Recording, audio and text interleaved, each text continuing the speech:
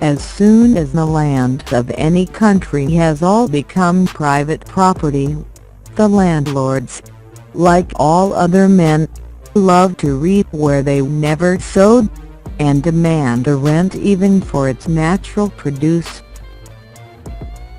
It is not from the benevolence of the butcher, the brewer, or the baker that we expect our dinner, but from their regard to their own interest. Labor was the first price, the original purchase, money that was paid for all things.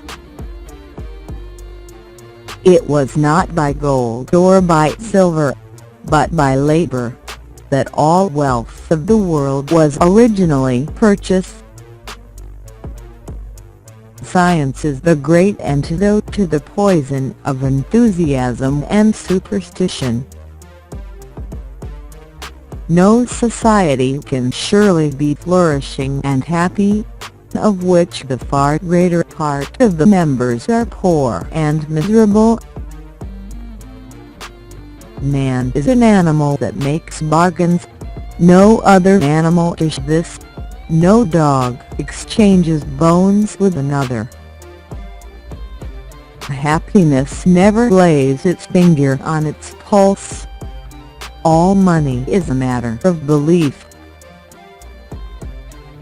The real tragedy of the poor is the poverty of their aspirations.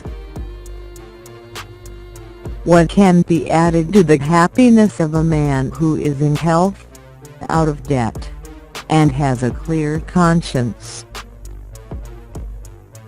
Virtue is more to be feared than vice, because its excesses are not subject to the regulation of conscience.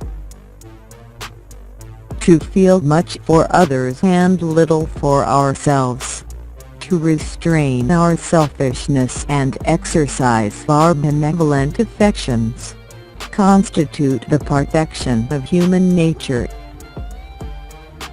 Consumption is the sole end and purpose of all production, and the interest of the producer ought to be attended to, only so far as it may be necessary for promoting that of the consumer. Little else is requisite to carry a state to the highest degree of opulence, from the lowest barbarism but peace, easy taxes, and a tolerable administration of justice, all the rest being brought about by the natural course of things. On the road from the city of skepticism, I had to pass through the valley of ambiguity. Humanity is the virtue of a woman, generosity that of a man.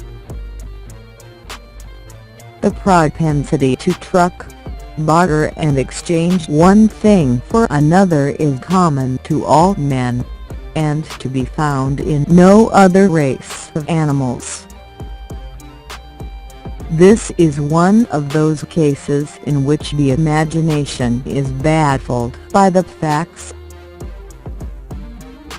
No complaint is more common than that of a scarcity of money. With the greater part of rich people, the chief enjoyment of riches consists in the parade of riches. I have never known much good done by those who affected to trade for the public good.